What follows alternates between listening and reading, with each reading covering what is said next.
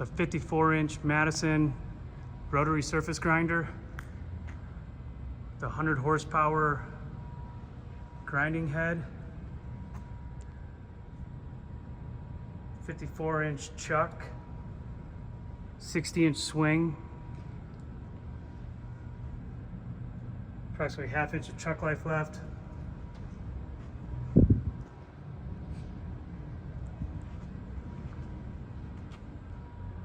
.100 horsepower motor at 750 RPM. 20-inch segmented chuck.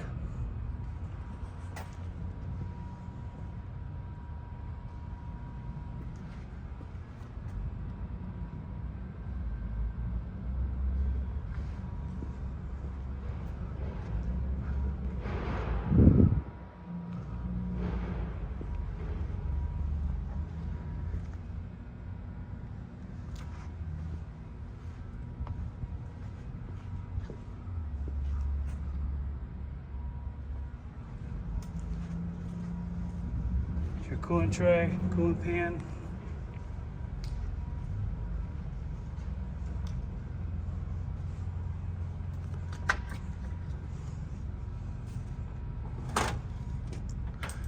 Control panels, drives.